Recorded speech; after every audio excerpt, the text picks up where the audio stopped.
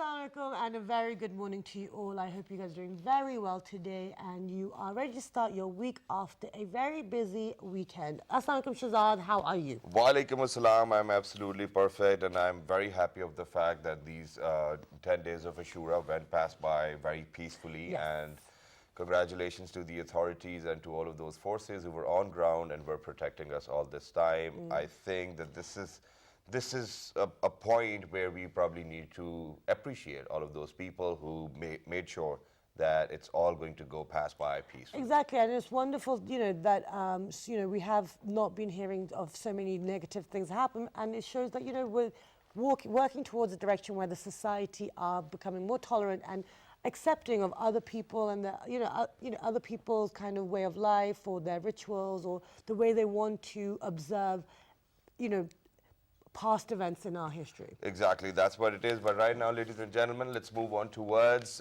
taking a look at the top stories around the globe. So let's go ahead, let's take a look.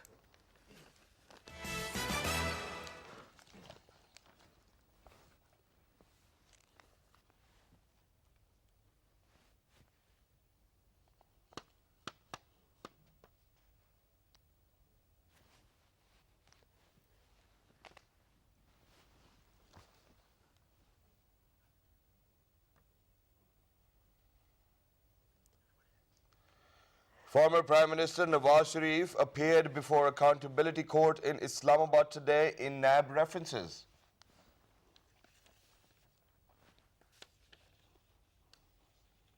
Pakistan and Afghanistan have agreed to establish task teams in different sectors to form a clear cooperation framework and to take practical steps for its implementation. Minister of State for Information and Broadcasting Maryam Aurangzeb has said Pakistan and China are working for peace and development at regional and global level.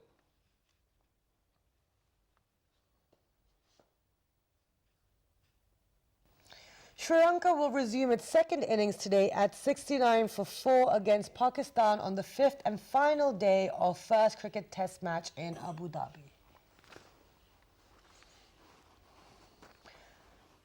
And Pakistani boxer Mohammad Wasim successfully defended his World Boxing Council Silver Flyweight Championship title in an 8th consecutive win. Congratulations to Mohammad Wasim. It's fantastic. I actually read about him yesterday. These are the type of sportsmen that make us proud. Yeah. Pakistan tennis star Assam Ulaq and his doubles partner Jonathan Erich of Israel clinched the title of Chengdu Open Tennis Tournament in China.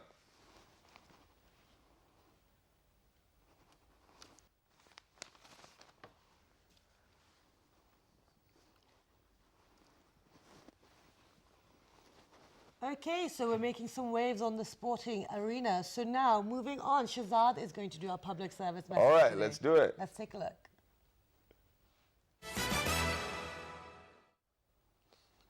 All right, ladies and gentlemen, talking about the public service message, I think I'm going to reiterate what I've been telling you, I think, the past week as well, and that is because this is what I experience every single day. So please make sure that you know the difference between a fast lane and a slower lane, and you obviously have to use indicators. Now, what happens is that people who leave earlier from their homes and then they still have time to reach to office, please make sure that you do not drive in the fast lane if you want to move slowly, because the speed limit over here in Islamabad is usually 65 to 70 kilometers per hour, or even on the Mughal Road. So please make sure that all those people who want to drive probably at 60 or 65, so that they can pass by easily and freely and so that they can reach a time. Exactly. I mean, the same thing happened to me today when I was coming to work. Yeah. Literally, people going at 40 or less than 40 kilometers in the right lane. Now, come on, guys, use a bit of sense. If someone's flashing you, don't make them put their hands on the horn early in the morning. It's not nice. So that's a great message. Yeah, and it feels very disturbing as well. For example, if you even have to, honk, then what happens is that you do not feel right that you are doing it early in the morning. Yeah. Noise pollution. So all of a sudden, you need to be fresh, right, in the morning. Imagine somebody honking.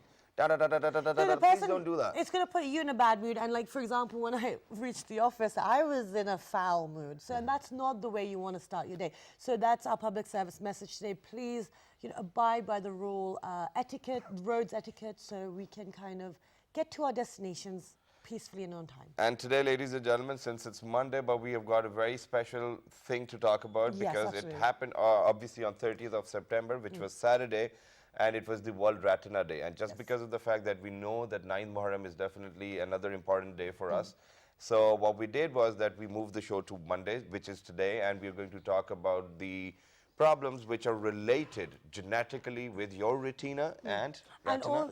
And also what are the symptoms, what are the facilities within Pakistan, and also how can we prevent these issues from occurring, because it is affecting quite a big segment of the society and we're not really aware of it.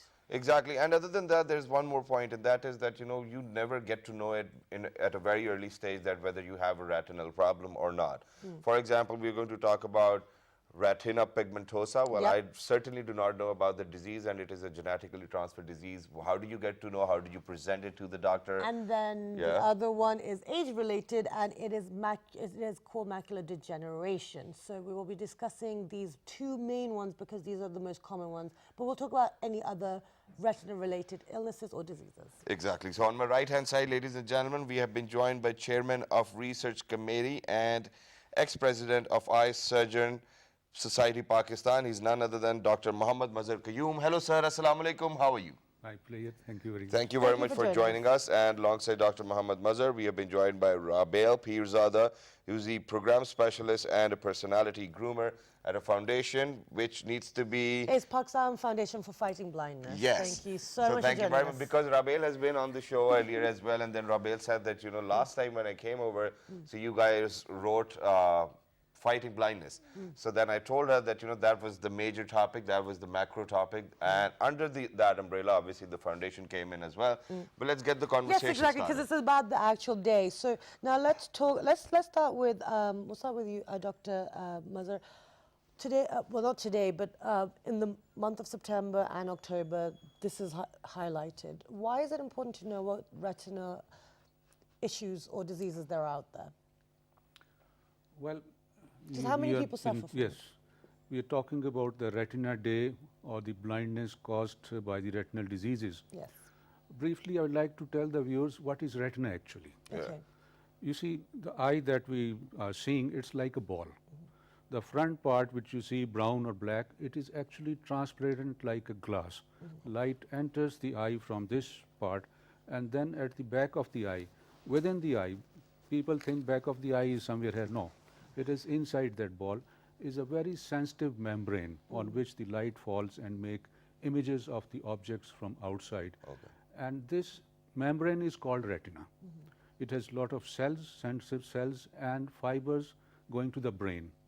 When the image falls on this retina, they are conveyed to the brain, and that is how we see. Okay. If this retina is damaged by disease, then of course you can understand that that light or that image will not be transmitted to the brain and the person cannot see. All Yeah. right. Okay, and hopefully we will try to get some visuals to describe, to show you all of these different But areas. definitely, but let me just move on to Rabail over here because, since she's working with Pakistan Foundation for Fighting Blindness. Now, Rabail, you yourself have been fighting blindness as well. And as a matter of fact, I think you have a deeper and a stronger understanding of how it might feel when, you cannot see or your retina is not working properly. And that's what we are raising awareness about. So you guys observe it for an entire week, starting from September 30th. So till Friday, you guys will be raising awareness. First of all, how would you highlight the importance of this day? And then what kind of activities are you guys going to undergo till the Friday? In this year, we are observing that Retina Day, it's a 30th September, Yeah. and we will celebrate in the World International Week to all over the world. Yeah. And in this, we conduct session in school, colleges, media. That's and fine. We'll talk about what you guys will be doing in a moment, but why is it so important? Because, as Shazad said, you have a deeper understanding of the importance of the issue. Why do you think it's important Because to raise it's awareness? most important that if you cannot see, okay, then life is not it is not end of life, okay. Then after blindness, it's also a life is so beautiful, and it becomes more beautiful when we spread happiness around the people. Yeah. Pakistan Foundation Fighting Blindness since work 1988 for visual impaired person. Yes. That the main reason is that the main cause is that to info complex that students they covered in their life and they feel relaxation and they can move equal rights with sighted people. Okay. This is the main reason of our society. Okay, wonderful. Oh, that is great. But now let's move back to Dr. Saab over here. So now, Dr. Saab, let's talk about the most common genetically transferred retinal diseases. Let's talk about that. I think it's like quite a lot of vocabulary within Yeah, this so sentence. so we have the two that we mentioned in the introduction. So those are the most common issues with the Well, retina? yes, the most common that we come across is this retinitis pigmentosa. Okay. In common English language, we call it night blindness. Night blindness. As the word indicates, the patient feels that in less light, after dark or after sunset, when the light is less, they are not able to see as nicely or as clearly as a normal person see. So they find a difficulty in carrying out their normal activities. Another problem which they face is that their field is getting smaller. Now, if I'm seeing a big area in their field gets smaller and smaller and smaller, and at the end we call it tube vision, as if they are seeing through a tube, only a small area is visible. So, So it the becomes peripheral sight is gone. Pardon? The The peripheral. peripheral side is gone. Peripheral sight is gone, yes.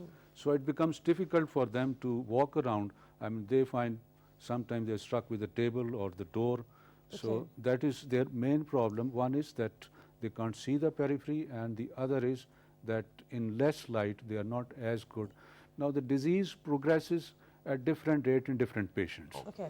Some people may be able to carry out some sort of normal activities till end, while there are others which become completely blind around 30 or 40 years of age. Okay, so now let's focus on these common ones one at a time. So let's talk about this retinosis pigmentosa. Retinal Retinitis pigmentosa. Retinitis pigmentosa. Okay. Now, as you mentioned, also by age 30 or 40 they can be completely blind. Now, how many do we have figures for rough figures, ballpark figures for how many people are suffering Well, from this?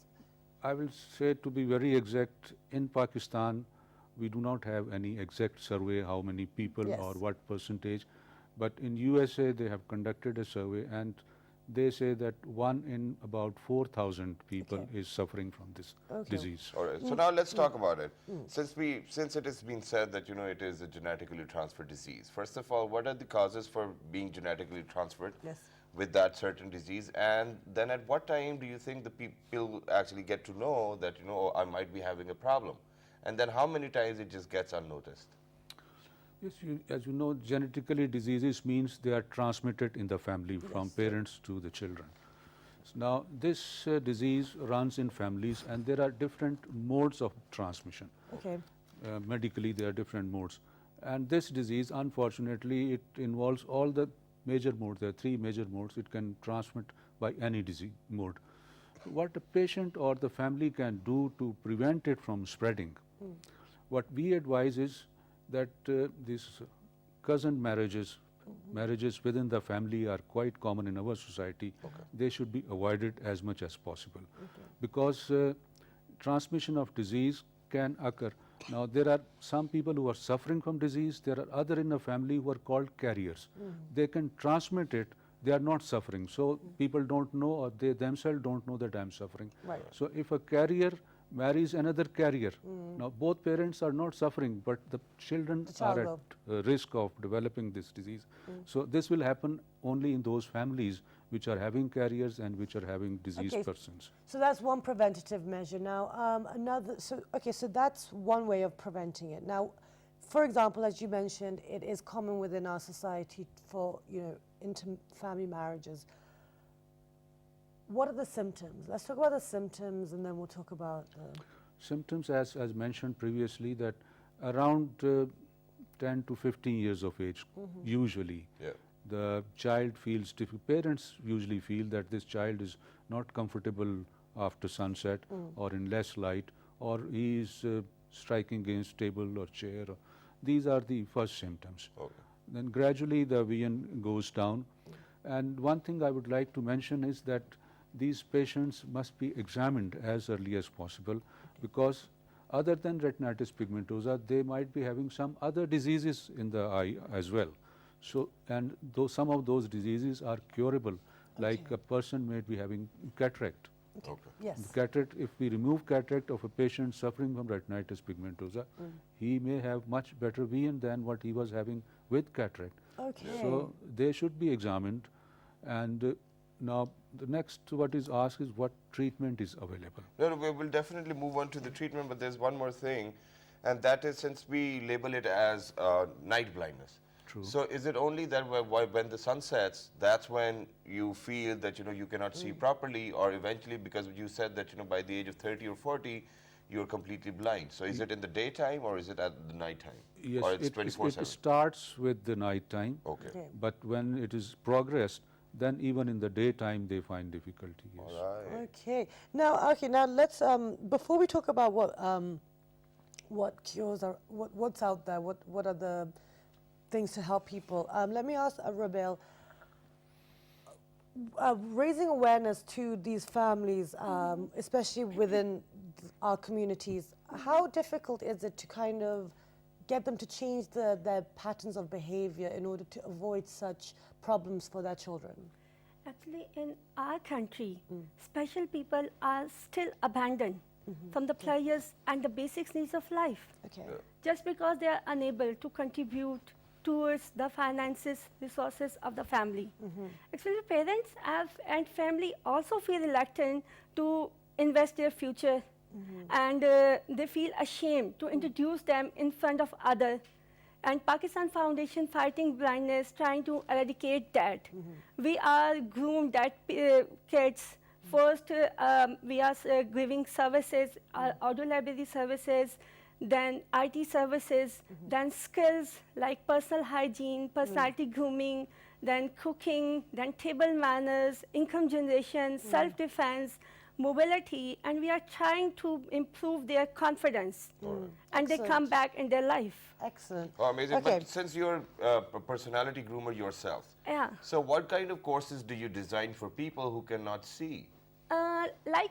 We are trying to groom visual impaired person with a different personality development technique.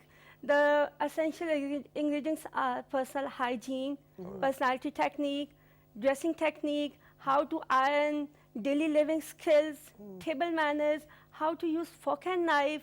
These all are personality grooming, because we can see that then people can't see. Then first for all, he forget that how he is or she is carry his or herself. Yeah. Because I want to give one experiment with you. Just close your eyes. Yeah. Okay. And then I say, Maha, can you apply mascara on your eyes? Probably a lot of difficulty. Yeah. Obviously, we'll have to train for that. Yeah. Yeah. So we are trying to groom that how you can move independently in society. This is the main purpose of Pakistan Foundation. Amazing. That's And let me tell you wonderful. that you look very pretty today as Exactly. well. Thank you. Okay, wonderful. So now let's talk about what is out there for someone once they've realized that their child is suffering from this. Retinal ret- pigmentosa. yeah, the pigmentosa. Let's stick with Night the blindness. night blindness. What are the next steps then? Well, you see, as she was mentioning, if the person is getting disabled, Yes. then he needs to have care like what she was Yes. mentioning. Medically, what we can do is, as I said, that examination of the eye detailed must be done. The child might be having only refractive error, that means maybe needing glasses. Right. Even if it's not retinitis pigmentosa, but a person needing glasses, changes quite, even in the class he can't see the board. Okay. With glasses he may be able to see. So any other disease should be excluded and treated. What we can do for retinitis itself? Yeah. Well, to be sure, or we don't have much. Okay. What we can offer is that if the child takes vitamin A for prolonged period, there are other food supplements you might have heard, omega-3 Yes. Yeah. and lutein. These three things are known to stop or at least slow down the process. Okay. So what we suggest to these patients is that they should use these things, and they are, I mean, medically they're available, And in the food, they are available in, I think, there are some nuts and fish. Yes. Fish oil especially is Okay. available. Okay, but other than that, do you think that, this disease is treatable? Because, we just talked about it and you said that, we can slow it down or either stop it in some cases with just this medication. But are there other treatments, some surgeries? Well, there are no treatment is available at the moment that Okay. we can offer, but there is a lot of research going on. Wonderful. What has happened is, since it's a genetic disease, gene therapy, as you know, is a science which is coming up very fast. And in this case, animal experiments have succeeded. Right. And it's only this year, 2017, that there are human, they are being treated, trials are going on, and we're expecting Okay, that we may. so when we talk about gene therapy, what do we mean by that? You see, genes are very small particles. It's difficult to understand within the cells of the body. Yes. And they carry messages which control your habits, which control your development, Yeah. which control. And if they are not normal, then they present as disease. Okay. So certain genes which control the eyesight or which control those cells which are used for seeing, if those genes are diseased, then those cells are also diseased and the patient, So you're talking about stem cell, like that kind of. it's even beyond cellular beyond level. that, okay. That the treatment, gene what we therapy. try to Genes, do okay, is, yeah. will be correct those genes instead Okay, of. but And that can happen at any age, or It it has is to in be. process, and we are expecting in few years. But we correct may- me if I am wrong, because you just Amazing. said that quite a lot of experiments being applied onto the animals were being successful. So does that mean that we are going to have like eye transplants in the coming days? And there's one thing which I'm very intrigued to ask, and that is, are we sure that animals look the same way we look? Probably the side they have. Well, when the experiments are done, Yeah. An animal is diagnosed with this disease. Okay. He's having difficulty in walking around, and if after treatment the animal can walk around freely and can do things Oh, which I a get normal it. animal I is get it doing, now. then you can make out that the treatment is successful. Exactly. And even on examination at cellular level, if the disease is corrected, whatsoever difficulty was there, if it's not there. Wow. And they use the animals that are closest to human form, Yeah. like so that they can, I read some research Monkeys. stuff. Yeah. Okay. So now I want to move on to you. But Maha, can yeah. we before that go for a short break? Absolutely. Let's go for a short break, and we're going to come back and we're going to talk more about the psychological effects, because that is one of the keys to breaking the transmission Yeah. of this illness And through then we've got another disease to talk about, which is the macular degeneration. yeah. So stay tuned, guys.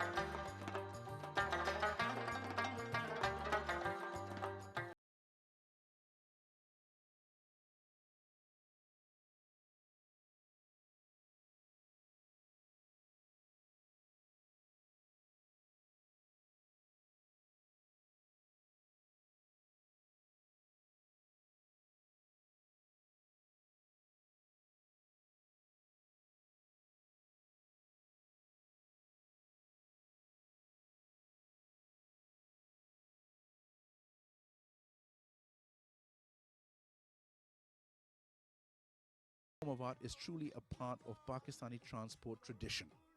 Many trucks and buses in Pakistan are highly customized and decorated by their owners. These adjourned vehicles are considered as moving art or jingle art.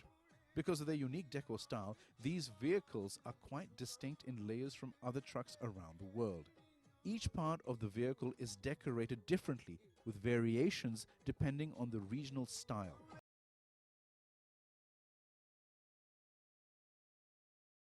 Pakistan, a truck driver owner usually pays $3,000 to $5,000 for their vehicle's external decoration. The art embellishes such trucks according to the particular tastes of the driver. Nearly every city in Pakistan has a unique decor. The Balochistan and Peshawari trucks are heavily trimmed with wood. Rawalpindi and Islamabad trucks have permanently featured plastic work. Camel-borne ornamentation is commonly seen in trucks decorated by Sindh artists. These trucks are also representative of different local, historical, and cultural regions of Pakistan. Thus, these trucks are also representative of different historical and cultural regions of Pakistan, the enchanting arts and crafts of Pakistan.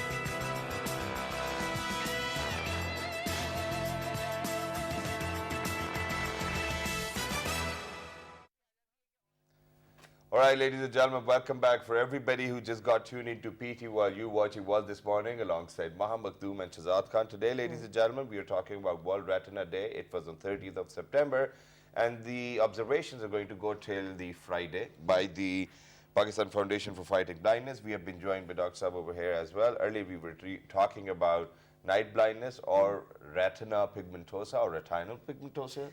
I think the name itself is very difficult for us, but night blindness. Yes. So we've talked about it. Now You can write it down, but it's still difficult. And now we're going to move ahead with whatever Maha needs to Okay, ask. so it was the psychological aspect of it. So we've talked about grooming the person suffering from the disease. But what about grooming the society and the family? Because a lot of times it's the family or the extended family that will make comments or prevent them from going outside because it's dangerous in order to protect them. How do you combat that? Well, I want to tell you one thing, that there are two types of blind in our society. Okay. First, born blind, Yes. and second, late blind. They suffer any kind of disease or Okay. accident, any other else.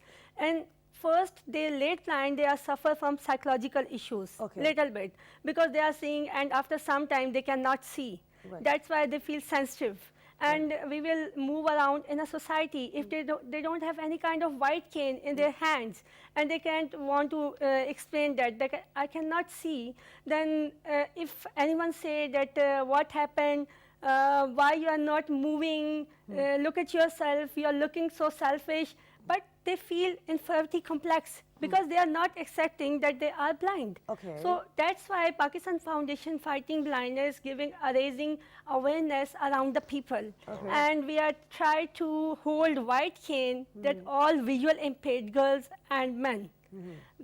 Because if we will give awareness, then everyone, if we will respect ourselves, then everyone respect ourselves. Okay. So we will try to awareness and white cane awareness in our country, that if you have white cane in our hand, so it means we can't see, So and you I need the help. Okay, so in order to do that, so for this awareness for the society and for the family, are you guys doing campaigns? Are you involving the parents and the community in your programs? What are you guys doing?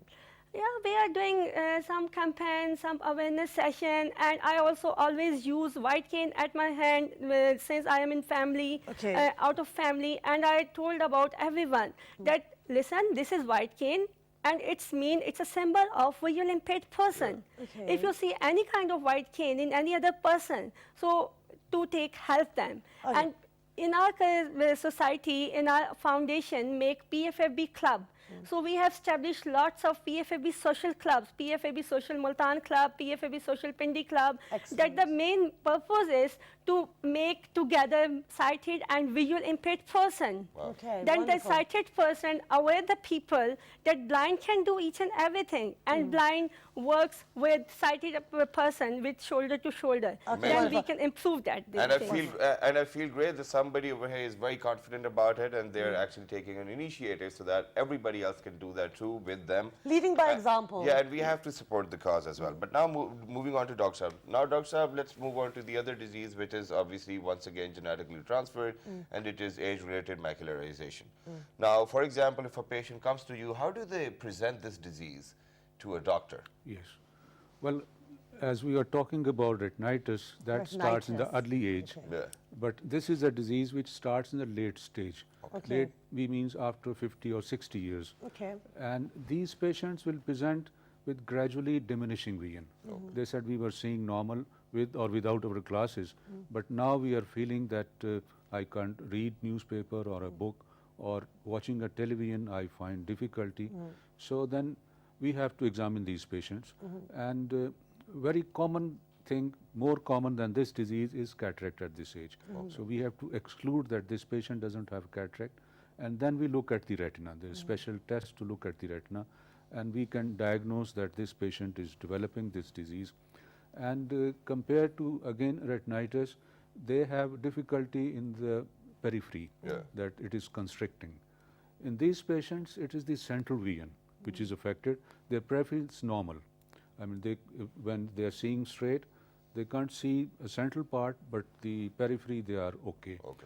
So these patients, in fact, do not have that disability that they cannot walk or they cannot go around. Till late age, they don't go blind. Okay. They, in the atmosphere which they are used to, they can walk around. Okay, So now their is it- visual is defocused. Well, central vision gradually is very little is left. Yeah. And as any other disease, some patient progress more, some patient Okay. progress less. Now, in regards to this macular degeneration, which happens with age, is there any way to slow it down or prevent it, or like what do we do? Yes. now? Well, this disease is called age-related. Why? Because for very long time there was no treatment available for this. And at this age there are many changes coming in the body, and it was considered it's one of the normal changes coming in the body. But it's, as for other changes, we do something or else. People who are investigating what can be done for this. So now what can be done is we investigate, and there are two types of these age-related. One is called dry and one is called wet. I won't go into detail, but the wet has got definite treatment. We can stop it. We can make the vision better. Okay. We have to inject injections inside the eyeball. Oh, wow. But just okay. a small example of difference between wet and dry, I think will help us as well.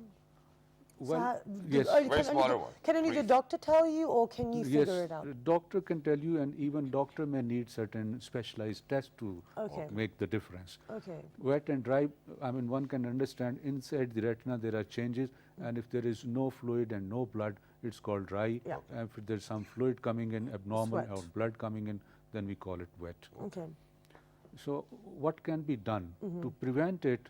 I mean, now statistically we know that smokers get this disease more, patients with high blood pressure get this disease more, patients with high cholesterol, with obesity. So these 3-4 things should be avoided. Okay. I mean, they should be avoided at any age, but especially after 30 or 35, one should be careful. And one should be wearing sunglasses if you go in sun, because there are some rays which, when they fall on the retina, they promote this disease. So if they are not going there, then we can be sure, or at least sure to some extent, that we are preventing this disease. Okay. And then how do you think that people get to know that there is a problem, or do you think that people with all of these diseases come to a doctor and say, or probably ask them that this is what's happening? Because most of the time our mothers, they come up with home remedies as well, or put this oil, I don't know, put And then we also dismiss badamon ka things. tel. But we also dismiss things so that, oh, we're old now. Oh, you're getting old now. This is what happens. So we also dismiss, Yes, very dismissive. you see, as I mentioned, very common disease at this age is cataract. Well, in Urdu they say motia, and there is another disease, kala pani or glaucoma. They are commoner. Okay. Cataract can be operated even if the patient has almost gone blind, and it can be treated. So many patients, when they get diminished vision at this age, they think, or their relatives or friends, they guide them that you are having cataract, you wait, let it mature, let it become, when you are more blind, then you can undergo surgery. They should not wait for No. it. Even cataract can be operated at a very early stage, and if you are getting diminished vision, you must have a specialized examination so that if it is cataract, it is glaucoma or Okay. retina, whatsoever, it Yeah. should be treated. And Dr. Saab, since we're moving towards the end of the show, there are Yes, finally. three more important things, and I would want you to please request the entire nation and all those viewers who are out there to please follow all of these rules. First of all, we do not have a habit of going to an optician to get our eyesight checked very regularly. Then the second of all, what happens is that people have found a cheaper way out to buy spectacles. Now what they do is that they go out, you know, we see all of these people who are selling all of those spectacles, they buy it from them, and then they start wearing them, and then eventually they do feel that, you know, their eyesight is not very proper now. So do you think that it is recommended to buy, you know, all of those spectacles from those people who are actually selling them on roads, or shall we go to the opticians? Well, certainly I will not recommend that. Two things I will recommend. One is that your children must be examined for their eyesight at an early age, at least once before they start going to school. They might be having vision which is not normal, and at school, if we can't see the board, then they are left behind in the class. If we can see the board, then their grades are much better. Child might be having squint, that can be corrected, otherwise they get psychological problems. And secondly, at advancing age, around 40 or 50 years, if you are getting diminished vision, you must have a thorough eye examination, because there are many diseases which start at this age. So you should not just go to a spectacle shop and get. If you go to a specialist, then he will give you spectacle number, but he will also examine the whole of your eye, and if you're developing some disease, it may be prevented at an early stage. Amazing. Thank you very much, Dr. Saab. Moving on to Rabiel. So now, Thank you. Rabiel, what is PFFB doing in terms of raising awareness, and what are the new initiatives being taken? Pakistan Foundation for Fighting Blindness. Yeah. If you have any kind of blindness, and if you see any kind of visual impaired person you're around, then you can come in Pakistan Foundation Fighting Blindness. We are doing for visual impaired person, their education, their IT skills, and those are not education, and those don't have unemployed. That we are trying to income generation. Yeah. That in that course we are doing dress designing, personal jewelry making, shoe making, clutch making, and we are trying to make equal rights of their society. Wonderful. And tell us Yeah. about the audio library too. Yeah, audio library. Yeah, we have two type of audio library.